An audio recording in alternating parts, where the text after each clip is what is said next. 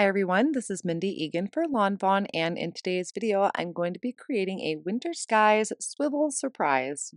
Because this is an interactive card, I wanted to show you what it is going to do. So this is what I am going to be creating today. I'll be using the Winter Skies stamp set. Now I do plan on stamping this out and coloring it in with alcohol markers, but I did want to let you know that there is a coloring stencil available. So if you would prefer to ink blend, you do have that option to pick up the coloring stencils. I'm going to start by placing my images down onto some 80-pound white cardstock, and then I'm going to pick them up with the door of the MISTI. Now, I decided to do some no-line coloring today, and for that, I will be using the lawnfawn jellyfish ink. This is made for alcohol markers, so it is safe to use. I'm going to ink up my images and stamp it down, and I realized I did not clean my stamp set very well the last time I used it. So the ink is a little bit darker. There's still some black ink on there a little bit. So the lines are a little darker than I anticipated, but that's going to be okay. I'm still going to be able to get a no line coloring look. And really all that means is that we are not going to have a black outline. Now, since I have my stamping tool out, I'm going to go ahead and stamp this Santa and his reindeer, so that silhouette, using the jet black ink. And I also have a sentiment picked out. So I'm going to stamp that right away as well since I had some extra room on my cardstock. This sentiment comes from the Merry Messages stamp set. Now I'm going to dive into my coloring and I'm going to start with my trees. I am going to be using my Copic markers today, and this is G28, G07, and YG06. Whenever I am coloring these trees, I like to flip my cardstock and start with my darkest color at the tip of the tree and also right under each of those kind of separation in the tree. If you're not familiar with no line coloring, as I mentioned earlier, all it really means is you do not have, or you're not going to be left with a distinct black line. So by me starting with this dark gray ink, that dark gray is kind of going to, I almost want to say, absorb into your colors. So really you are providing the definition to your images with your coloring. This is something I recommend practicing. It is a little bit of a learning curve just until you kind of get the feel of how your coloring defines those lines and defines the images that you're coloring in. So definitely give yourself some grace when you start this. Maybe even stamp images out and stamp them in a black ink first and then leave that as an example and then stamp them again in the light gray ink so you kind of have a roadmap of what to color and where to color. For the tree trunks, I had used E25 and E27, and now I'm going to start working on my critters. So for both of them, I'm going to be using E18, E08, and E97. So I'm starting out with this one that is off on the right-hand side, and you notice I kind of turn my cardstock to whatever is a comfortable direction for me to color in. I'm putting my darkest shade right up next to where they are kind of overlapping because I feel like there would be a shadow there from the other one kind of snuggling in there. So I do keep my darkest shade there and blend out with the lighter colors. So as you start coloring with this type of technique, definitely stick with the process because at times you may feel like it doesn't look right, but that's only because you are used to having, I want to call them a safety net. My black lines are my safety net. So I always was able to tell where everything was separated, where the images are. When you get into smaller images or even finer details of an image, it can be kind of hard, which is why I recommend kind of giving yourself that roadmap first until you get used to it. So definitely just stick through with it, complete the image, and then you could always take a step back, even walk away for a little while and come back to it and take a look at it and figure out where maybe you could have done something different or even color it again because we can only get better the more we practice. I know for me personally, sometimes I have a hard time trying to figure out where I should add my shadows with the no line coloring. It just, my brain kind of needs to reset, especially when I have this type of image where they're looking up towards something. And my default is to put the highlight area in the center, which is what I'm doing here. Is I'm going to keep that highlight in the center of his back and on the tail. And if I'm struggling to kind of blend my lightest color, I will do a tip to tip method. So I brought in the previous color, which was the E08. I took my tip of the E97 and just picked up some of the color to help that transition a little bit. For the tail, I'm going to be using W4, W3, and W1. And I'm also going to use those colors for their muzzle. Now, you may notice that they have their nose there. If you're coloring something that is facing forward, you would have their eyes or their mouth. And I'm going to show you a little trick that I do at the end to kind of bring those back out because I don't want to lose the nose on there. I want that to stand out a little bit. So I will share that once I start putting everything together. Now I'm going to work on coloring the scarves. So I did kind of plan out this card just a little bit. I did pick out a color scheme. I'm going to be using the candy cane paper pack, and I had some papers picked out for there. So I'm trying to color these in colors that are going to match. For this scarf, I am using BG49, BG15, and BG13. And then for the other scarf, I'm going to use R85, R83, and R81. I feel like in the scarves is where I can really see the definition because I'm adding those lines in with my darkest shade to kind of show how the scarf is bundled up on them. So I think it's a really fun way to give your images a little bit of an artistic approach while still having that same super cute quality of lawn fawn images that we love. You could always stamp your scarves out onto some pattern paper and fussy cut it out to give it a little bit of texture and maybe some design to it, or even take a white gel pen and add maybe some stripes or polka dots to it. Once I have everything colored in, I'm going to take the coordinating dies and line them up. I'm going to hold them down with a low tack tape and run them through my die cut machine. I will cut off the sentiment. I'm going to keep that separate and deal with that part a little later on. But now I can work on the interactive die cutting. So these are the pieces you are going to need to create the interactive portion of your card.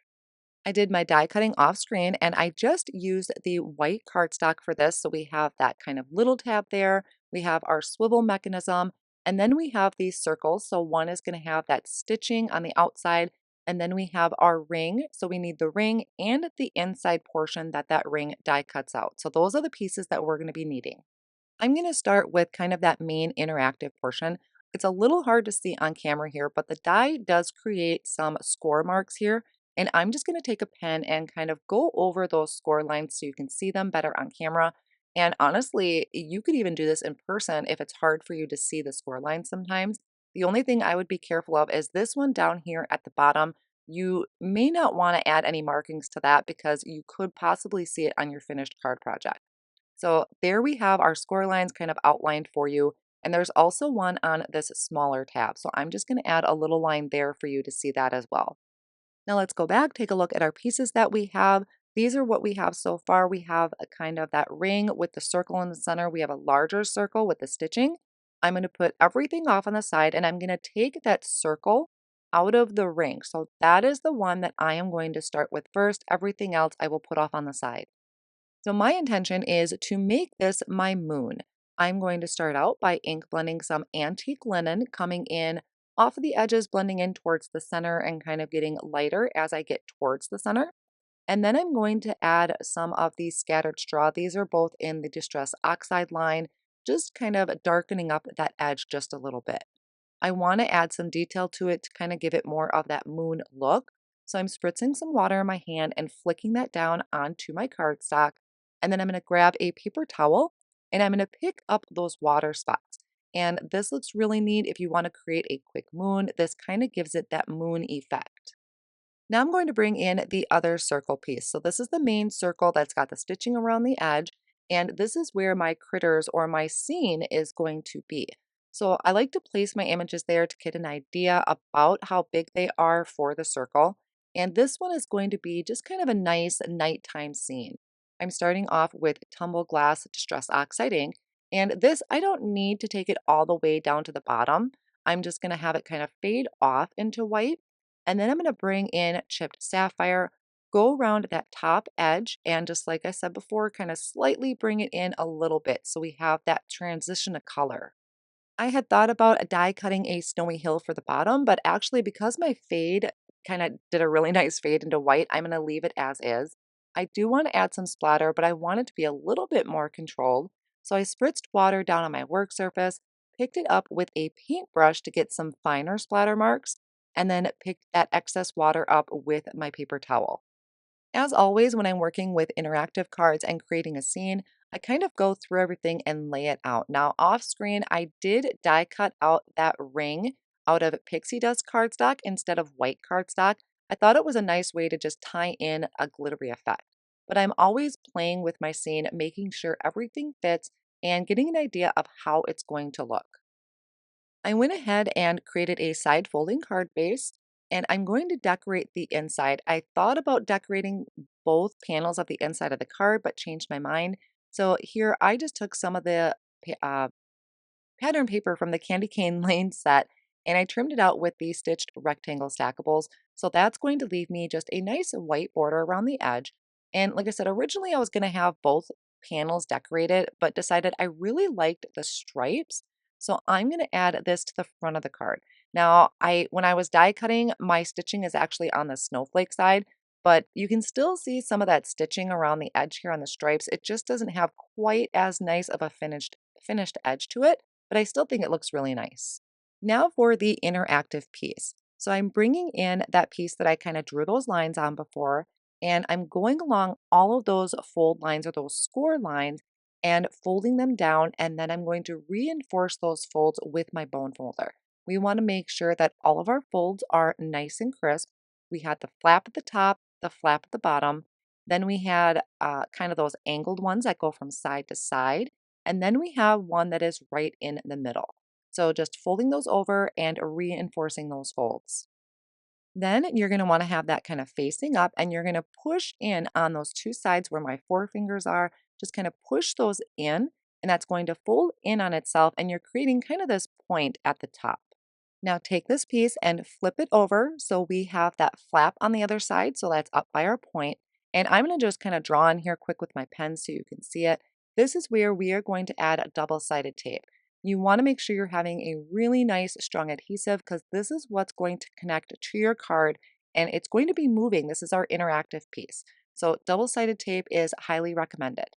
I did put two strips on there and I'm just going to use my craft pick to remove the backing of that to expose the adhesive. Once I have those ready, I'm going to flip this over so that the adhesive is kind of facing down. And I think of this as like a rocket ship. We're going to bring in our card base and we're going to line this up about maybe center with our card.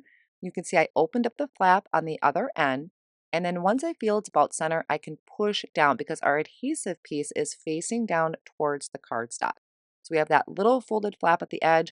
You can pull it, test it out, and you can see how our interactive portion is working. Now we can start having fun and decorating our interactive portion. So I'm going to bring in my moon, and this is going to line up with that butter knife. I like how Kelly called it a butter knife. That butter knife piece, so this is the one at the top.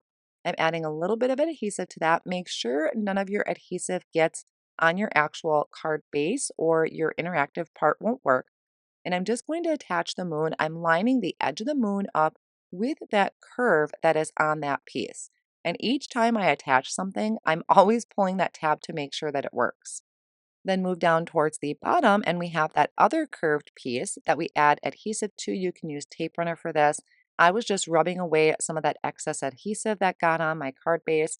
And now we bring in the ring. So you're going to slide this under that piece, that tab, and then line up the curve of the bottom piece with the curve of your ring. So this one kind of slides in a little bit. So each time I'm practicing that and making sure that it works. Now we have this smaller piece. So this one I folded along the score line. This one also has kind of a little X on it that was embedded when we die cut. I'm going to reinforce that fold with my bone folder. So this kind of looks like a little chair. You can see how I have it folded up. And this is going to line up with the X that is on our interactive portion. So I'm going to add some liquid glue just to that one little spot there where we have that angle and match up your X's. So I have a little bit of that liquid glue. I'm going to line this up right over the X and kind of hold that down for a few seconds to make sure that it's really adhered and that I don't have any excess glue anywhere.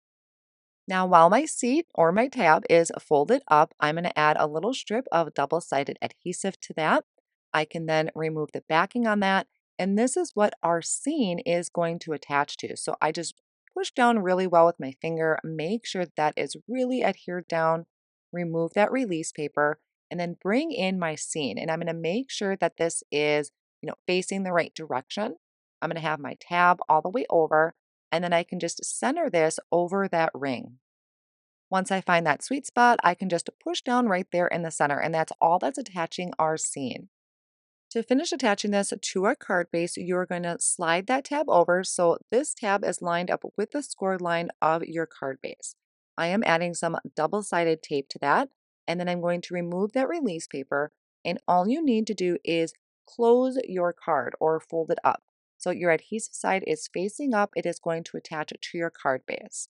So once we fold it over, push down really well, and then we can open it up and make sure that everything is working properly, which it is. So originally I had die cut that from white cardstock where you're seeing that little bit of excess there next to my scene. I decided I wanted that to match with my ring. So I die cut that piece again from pixie dust cardstock.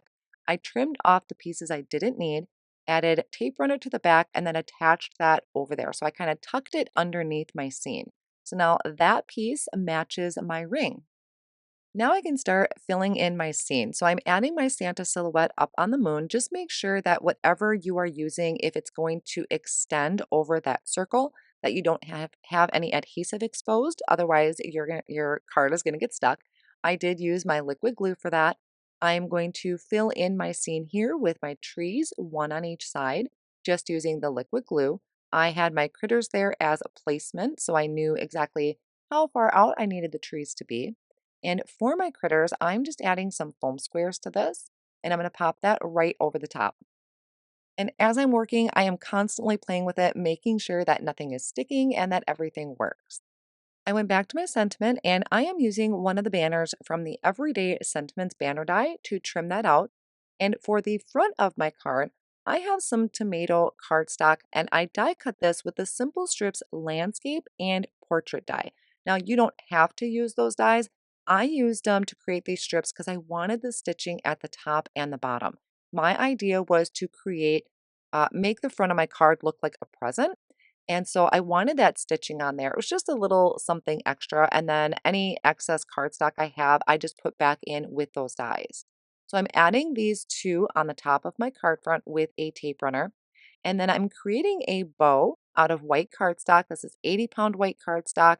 And I am using the die set, put a bow on it. I decided to go with white cardstock because I thought using my red, it just would have blended too much, and I wanted it to stand out a little bit. So I am creating the bow. I kind of started curling the cardstock a little bit to maybe give it a little bit of that poof, and then decided I was just going to fold it flat. I am going to use my double-sided tape to adhere these together, kind of fold those pieces over, and then I can add this to the front of the card. So on that die set though, there are the two pieces you can use for the ties of your ribbon. Instead of having them go out on each edge, I cut it in half and I used liquid glue to have them kind of be more towards the bottom. And then I'm adding that with some foam squares. So I'm going to leave the front of the card alone and just have it look like a wrap present. I almost forgot to add my sentiment. I'm just going to use that with my tape runner and place that kind of down in the bottom corner. And a person can always write their message on the other side of this card base. Now I'm going to come in and just add some highlights using a white gel pen. And I'm going to do that to the scarves, to the trees. I didn't want to overdo it because I really loved how these turned out with the no line coloring.